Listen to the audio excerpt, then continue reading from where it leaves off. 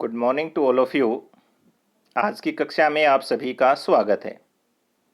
आज हम हमारी कक्षा को आगे बढ़ा रहे हैं। आज का हमारा चर्चा का बिंदु है ऋण का स्रोत सूख गया। अभी पीछे की कक्षा में हमने पढ़ा कि किस प्रकार अमेरिका के अंदर गृह युद्ध होने के कारण इंग्लैंड के लोगों ने भारत से कपास लेना शुरू कर दिया और भारत के अंदर ज़्यादा से ज़्यादा कपास के उत्पादन को प्रोत्साहन करने के लिए व्यापारियों ने किसानों को एडवांस में पैसा देना शुरू कर दिया। साहूकारों ने उनको कपास की आपूर्ति के लिए ऋण देना शुरू कर दिया। जैसे जैसे ही समय बीतता गया 90% से ज़्यादा जो है कपास का निर्यात भारत से कहाँ होना शुरू हो गया, अमेरिका में। इससे किसानों को बहुत फ़ायदा हुआ, लेकिन केवल उन्हीं किसानों को फ़ायदा हुआ जो धनी थे। बाकी के जो किसान थे वो दोबारा कर्ज में क्या हो गए, डूब गए। अब हमारा पॉइंट ये स्टार्ट होता है कि बहुत अच्छे से लोगों को कर्ज मिल रहा था, कोई दिक्कत नहीं थी, लेकिन ऐसा क्या हुआ कि अचानक ऋण का स्रोत सूख गया। उसका कारण क्या था कि 1861 में जो गृह युद्ध शुरू हुआ था अमेरिका में वो 1865 में समाप्त हो गया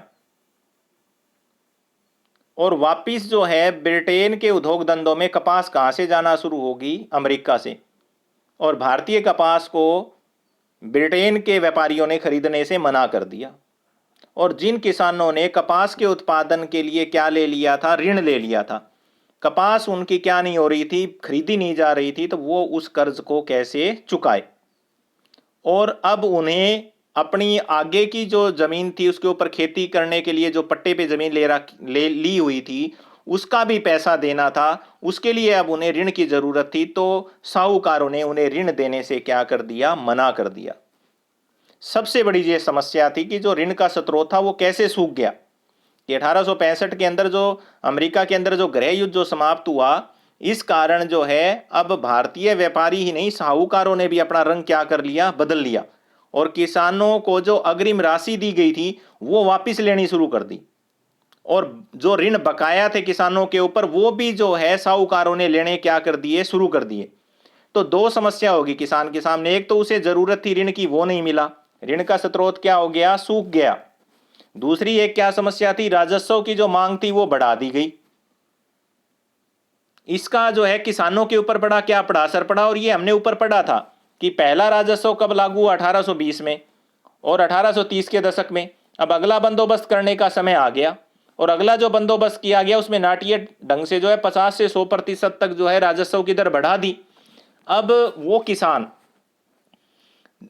जिसकी कीमतें गिर रही हों उत्पादन की, कपास के खेत गायब हो रहे हों, तो वो किस प्रकार बढ़ी हुई मांग को पूरा कर सकता है। इसलिए उन्हें बार बार फिर से ऋणदाता की शरण में जाना पड़ता था। लेकिन ऋणदाता ने अब की बार उसे ऋण देने से क्या कर दिया, इनकार कर दिया। और जो ऋण उन्हें दिया गया था उसके ऊपर उन्हें अब विश्वास नहीं हो रहा था कि अगर मैं इसे ऋण दे दूंगा तो ये वापस कर देगा। उसके बाद है अन्याय का अनुभव। यह अन्याय का अनुभव क्या था, ऋणदाता ने जब ऋण देने से किसान को इनकार कर दिया तो किसानों को गुस्सा आ गया। और वो इस बात पर गुस्सा नहीं थे कि वो ऋण के गर्त में जा रहे हैं, वो इस बात से गुस्से नहीं थे कि उनके ऊपर ऋण क्या हो रहा है, दिन प्रतिदिन बढ़ रहा है, दिन भर दिन बढ़ रहा है उनका ऋण, उससे वो दुखी नहीं थे। वो दुखी इसलिए थे कि उन्हें अपना जीवन बचाने के लिए वो किस पर निर्भर हैं, अब ऋणदाता पर। कि अगर ऋणदाता उन्हें ऋण दे देगा तो उनका जीवन क्या होगा, बच जाएगा, नहीं तो उनका जीवन क्या होगा, संकट में होगा। और वे सोच रहे थे कि संकट के इस समय में ऋणदाता इतने संवेदनहीन कैसे हो गए कि वो उनकी हालत पे तरस नहीं खा रहे हैं। और ऋणदाता लोग देहात के जो मानक थे, रूढ़ी रिवाजों का भी क्या कर रहे थे, उल्लंघन कर रहे थे। और पैसा उधार देने का जो कारोबार था वो औपनिवेशिक शासन में पहले से ही काफी ज्यादा क्या था, फैला हुआ था। और ऋणदाता जो ऋण देते थे वो ताकतवर हस्तियां होते थे।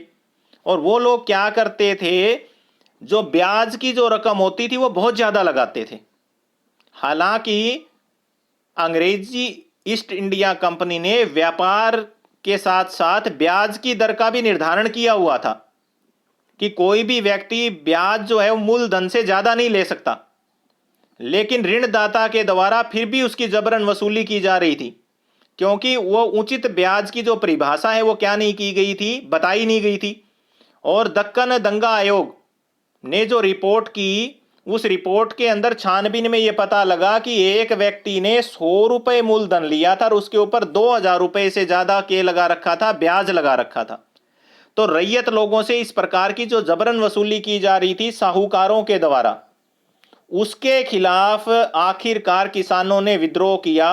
और यह विद्रोह किस क्षेत्र में हुआ? दक्कन में। इसलिए इसको क्या बोला गया था? दक्कन विद्रोह। और जो हमने पढ़ा कि दक्कन विद्रोह के अंदर साहूकारों की जो है घर जलाए गए, उनके बही खाते जलाए गए, उनके ऋण आबंध जलाए गए थे, उसका सबसे बड़ा रीजन ये था कि किसानों के साथ क्या की गई थी? धोखाधड़ी की गई थी। और वो लोग क्या कर लेते थे, जो ऋण पत्र जो है जो बनवाया जाता था उसको इस हिसाब से लिखवा लिया जाता था। क्या तैयार करवाया जाता था? ऋण पत्र, जिसके ऊपर किसके साइन होते थे? ऋण लेने वाले के। उसको इस ढंग से क्या कर लेते थे, उसकी जो भाषा होती थी वो इस ढंग से करवा लेते थे कि किसान जो है वो देख ही नहीं पाता था कि उसके ऊपर कितना ब्याज लग रहा है। तो ये लोग क्या करते थे? ब्याज के ऊपर ब्याज लगाना शुरू कर दिया उन्होंने क्या किया? ब्याज के ऊपर ब्याज। जैसे कि एक ऋणदाता ने एक किसान को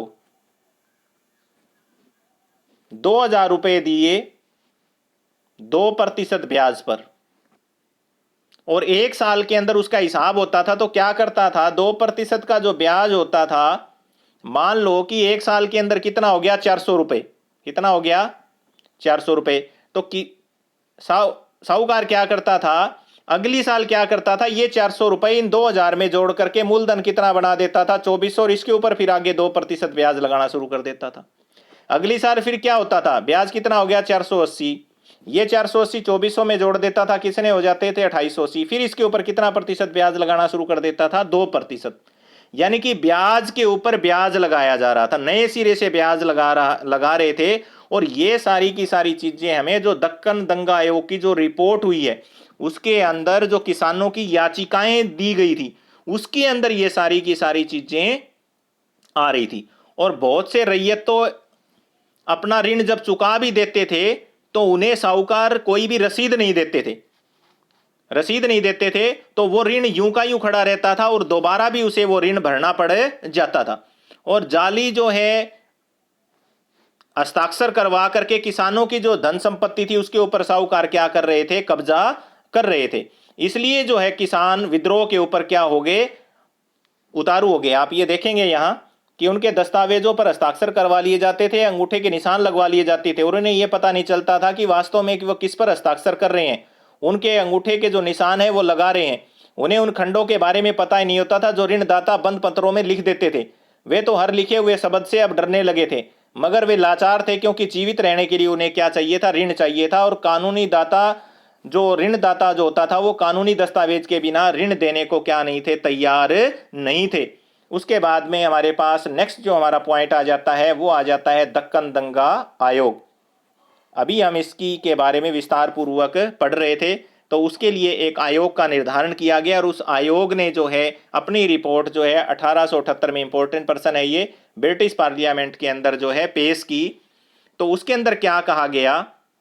तो उसमें कहा गया था कि शुरुआत के अंदर जो बंबई की जो सरकार है वो इस चीज को गंभीरता से लेने को तैयार ही नहीं थी, लेकिन भारत सरकार ने जब उसके ऊपर दबाव डाला और कहा कि 1857 की जो याद है उससे जो है बंबई की सरकार को कुछ सीखना चाहिए, और वह दंगों के कारणों की जांच करने के लिए एक जांच आयोग क्या करे? बैठाए।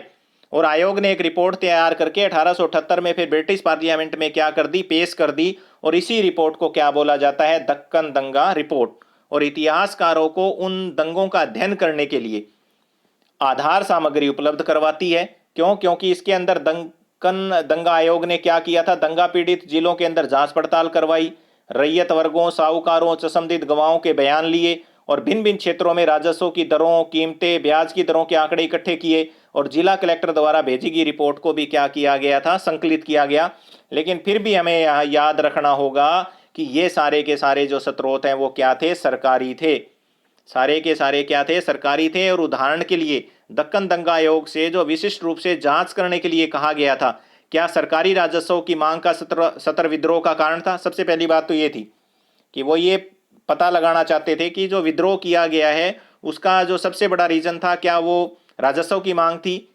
और पूर्ण साक्ष्य प्रस्तुत करने के बाद आयोग ने यह सूचित कर दिया कि सरकारी जो मांग थी वो किसानों के विद्रोह का कारण नहीं थी, बल्कि सारा का सारा दोष किसका था, ऋणदाताओं और साहूकारों का था। और औपनिवेशिक सरकार ये कदापि मानने को तैयार नहीं थी कि जनता में जो असंतोष या रोष था वो कभी भी सरकारी कार्यवाही से उत्पन्न हुआ हो। तो इस प्रकार हमें जितनी भी सरकारी जो रिपोर्टें आती हैं जिनसे हम इतिहास का पुनर्निर्माण करते हैं, क्योंकि ये इतिहास का पुनर्निर्माण करने में हमारे लिए बहुत बहुमूल्य स्रोत होती है, लेकिन हमेशा इन्हें सावधानी पूर्वक क्या करना चाहिए, पढ़ा जाना चाहिए। समाचार पत्रों को भी पढ़ना चाहिए, गैर सरकारी जो वृत्तांत है उसका भी ध्यान करना चाहिए, विधिक जो अभिलेख होते हैं हमें उनका भी अध्ययन करना चाहिए, और यथासंभव मौखिक स्रोतों के भी संकलन के साक्ष्य के साथ साथ मिलान करके ही उसकी विश्वसनीयता की क्या करनी चाहिए, जांच करनी चाहिए। इसी के साथ हमारे इस पाठ का समापन होता है। आइए अब हम अभ्यास के प्रश्न उत्तरों पर नजर डालते हैं, लेकिन उससे पहले कुछ एक महत्वपूर्ण हमारे सामने यहाँ डेट हैं। ये मैंने अभी बताया था आपको कि ब्रिटिश ईस्ट इंडिया कंपनी ने बंगाल की दीवानी कब प्राप्त की, तो 1765 में। रेगुलेटिंग एक्ट कब पारित हुआ, 1773 में। इंपॉर्टेंट प्रश्न है ये। बंगाल में इस्तबरारी बंदोबस्त कब लागू हुआ, 1793 में। संथाल लोग राजमहल की पहाड़ियों में कब आने लगे, तो 1800 के दशक में। बम्बई दक्कन में पहला स्थायी बंदोबस्त कब हुआ, 1818 में। कीमतें कब गिरने लगी, 1820 में। उसके अलावा संथालों की बगावत 1855 से 56 में। कपास में तेजी का जो संभारंभ हुआ भारत में, तो 1861 में। और दक्कन के गांव में रैयतों ने बगावत की तो 1875 में। इसके बाद में आइए हम नज़र डालते हैं अभ्यास के पाठ्य पुस्तक के प्रश्नों पर। सबसे पहला हमारा प्रश्न है कि ग्रामीण जो बंगाल है उसके इलाकों में जोतदार जो थे वो ताकतवर हस्ती क्यों थे? तो सबसे पहली बात थी वो ज़मीन के मालिक होते थे, पढ़ा था ना हमने। ये जो ज़मीन थे उनके क्या होते थे, ये मालिक होते थे। दूसरा क्या होते थे, ये व्यापारी भी थे, व्यापार भी करते थे, और क्या होते थे, साहूकार भी थे, लोगों को ऋण देते थे, इसलिए इनके पास पैसा क्या था, बहुत ज़्यादा था। इसके अलावा ये भू राजस्व के अंदर जानबूझ करके क्या करते थे, देरी करते थे। ये ज़मीनों की भी क्या करते थे, खरीदारी करते थे। इसके अलावा नेक्स्ट हमारे पास जो प्रश्न आता है वो जमींदार लोग अपनी जमींदारियों पर किस प्रकार नियंत्रण करते थे। तो हमने पढ़ा था एक तो बेनाम खरीदारी करते थे, जमीन किसी के नाम होती थी, मालिक कोई होता था। दूसरी ये लोग क्या करते थे, जमीन के ऊपर कब्जा नहीं देते थे दूसरे जमींदार को। जमीन पर क्या नहीं देते थे, कब्जा, ये भी हमने पढ़ा था, कब्जा नहीं देते थे। तीसरी हमने यहाँ पर क्या पढ़ी थी, फर्जी नीलामी करवा देते थे। चौथा हमने क्या पढ़ा था, जमींदारी महिलाओं के नाम कर देते थे। इस तरीके से ये लोग अपनी जमींदारियों पर जमींदार क्या करते थे, नियंत्रण करते थे। उसके बाद में नेक्स्ट हमारा जो पॉइंट आता है वो आता है पहाड़िया लोगों ने भारी लोगों के आगमन के ऊपर जो है कैसी प्रतिक्रिया दर्शाई। तो उनको पता था कि जो भारी लोग हैं उनसे उनके जीवन के ऊपर क्या आ जाएगा, संकट आ जाएगा, क्योंकि उन लोगों ने उनके पहाड़ और जंगलों पर क्या कर लिया, कब्जा कर लिया। इसलिए उनका प्रतिक्रिया देना क्या था, स्वाभाविक था। इसलिए पहाड़िया लोगों ने अपने आक्रमण क्या कर दिए, उन लोगों पर तेज किए। अनाज और पशुओं की इन लोगों ने लूट की। अंग्रेजों की कोठी और जमींदारों की कचहरी और महाजनों के जो घर बार थे उनके मुखियाओं के नेतृत्व में उन्होंने हमले किए। और दूसरी ओर फिर ब्रिटिश अधिकारियों ने क्या किया, उन्होंने क्या प्रतिक्रिया दी, उन्होंने इनको बेरहमी से मारा। पहाड़िया लोग दुर्गम पहाड़ी क्षेत्रों में जाकर के जो है भारी लोगों के ऊपर हमला करते थे। ब्रिटेन के लोगों ने शांति स्थापित करने का प्रयास भी किया, लेकिन वो क्या नहीं हो पाए, सफल नहीं हो पाए। उसके बाद में नेक्स्ट हमारे पास प्रश्न आता है, संथालों के विद्रोह के क्या कारण थे। पहला कारण तो क्या था, जमीन हाथ से निकल रही थी। क्या हो रही थी, जमीन हाथ से निकल रही थी। हमने ये पढ़ा था ना, जो दामिने को जो है हाथ से जो है वो क्या हो रही थी, हाथ से निकल रही थी। दामिने को जमीन जो इनको दी गई थी। दूसरा क्या था, जो साहूकार थे लगान अदा न करने के कारण जो है किसानों से क्या हो रहे थे, जमीन को छीन रहे थे। किसानों की दरिद्रता क्या हो रही थी, बढ़ रही थी। और सरकारी अधिकारी था या पुलिस थी वो महाजनों का क्या लेते थे, पक्ष लेते थे। उसके बाद है दक्कन के रैयत ऋणदाताओं के प्रति क्रुद्ध क्यों थे? तो अभी हमने देखा कि अमेरिकी गृह युद्ध की समाप्ति के बाद ऋण का स्रोत सूख गया। उन्हें अपने पशु खरीदने के लिए, अपने बीमारी के इलाज के लिए पैसे की जरूरत थी, लेकिन साहूकारों ने इस स्थिति के अंदर उन्हें क्या देने से इनकार कर दिया? ऋण देने से इनकार कर दिया। तब उन्होंने ये कहा था कि इस संकट की घड़ी में लोग ऐसे भी जो है संवेदनहीन हो जाते हैं। उसके बाद में प्रश्न नंबर 6 आता है हमारे पास कि इस्तमरारी बंदोबस्त की बाद बहुत सी जमींदारियां क्यों नीलाम कर दी गई? तो उसका मैंने आपको बताया था कि जो वर्धमान का जो जिला था, उसकी जो जमींदारी थी, उसके अंतर्गत क्या होता था, जो जमींदार होते थे वो क्या नहीं कर पाते थे? राजस्व को समय पर जमा नहीं करवा पाते थे। समय पर क्या नहीं करते थे? जमा ना करवाते थे। इस कारण उनकी जमींदारियों को क्या किया जाता था? नीलाम किया जाता था। दिन प्रतिदिन राजस्व की जो मांग है वो क्या होती जाती थी? बढ़ती जाती थी। और दूसरी बात क्या थी? जो जमींदारियों को नीलाम इसलिए भी किया जाता था कि अंग्रेजों ने जमींदारियों के सारे अधिकार छीन लिए थे। ठीक है। एक तो क्या था, सैनिक और प्रशासनिक शक्तियां उनकी कम कर दी गई थी, उनकी जो सैनिक थे उनको भी भंग कर दिया गया था। तो इसके अलावा जो है सरकार का सूर्यास्त से पहले सूर्यास्त विधि एक कानून बनाया गया था सरकार ने। अगर उस विधि के तहत कोई भी निर्धारित राजस्व को जमा नहीं करवाएगा तो उसकी जमींदारी को क्या कर दिया जाएगा? नीलाम कर दिया जाएगा। उसके बाद में नेक्स्ट हमारे पास प्रश्न आता है, पहाड़िया लोगों की आजीविका संथालों की आजीविका से किस प्रकार भिन्न थी? तो पहाड़िया जो लोग थे वो जंगल को केवल अपनी भरण पोषण के लिए ही जो है साफ करते थे, बाकी उसके कंदमूल, वहाँ काठ कोयला, इसके ऊपर निर्भर करते थे वो लोग राजमहल की। और वो हाथ जो पेड़ पौधे थे उनको काटना जो है वो पाप समझते थे। झूम खेती करते थे ये लोग। अगर हम संथालों की बात करें तो ये हल से जो है उसको क्या करते थे? जोतते थे। झूम खेती की जगह स्थायी खेती करते थे और ये परिश्रमी ज़्यादा थे और इन्हें खेती की भी क्या थी? समझ थी। उसके बाद नंबर 8 आता है, अमेरिकी गृह युद्ध ने भारत में रैयत समुदाय के जीवन को कैसे प्रभावित किया? तो इसके बारे में हमने देखा था कि किस प्रकार जो है अमेरिका में जब गृह युद्ध छिड़ा तो भारत के रैयतों ने जो है कपास की जो है बहुत ज़्यादा उत्पादन करना शुरू कर दिया। साहूकारों ने उसको एडवांस देना शुरू कर दिया और 90% से ज़्यादा जो है किसान यहाँ पर जो है कपास का उत्पादन करने लगे। लेकिन उसका सबसे ज़्यादा फायदा केवल भारतीय अमीर किसानों को ही हुआ। गरीब जो इस दौरान भी क्या हो गए थे?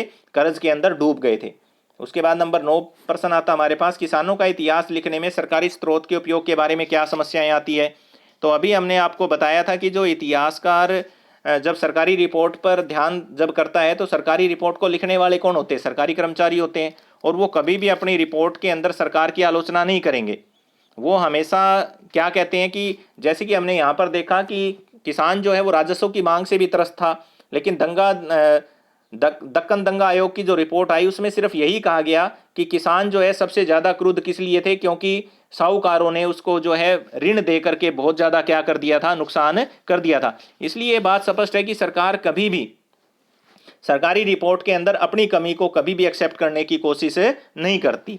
हालांकि ये जरूर है कि सरकारी रिपोर्ट है वो इतिहास लेखन के बहुमूल्य स्रोत है, लेकिन उसके बाद भी हमें इसे सावधानी से पढ़ना चाहिए। और हमने यही देखा था कि इसके साथ साथ हमें समाचार पत्र भी पढ़ लेने चाहिए, गैर सरकारी वृत्तांत भी पढ़ने चाहिए, विधिक अभिलेखों का भी अध्ययन करना चाहिए और लोगों से मौखिक बात भी कर लेनी चाहिए। उसके आधार पर ही हमें कोई निर्णय करना चाहिए। और इसी के साथ हमारे इस पाठ का जो है समापन होता है और आप इन सभी पाठ के क्वेश्चन आंसर को बहुत अच्छे से अपनी नोटबुक के अंदर लिखेंगे और याद करेंगे। Thank you.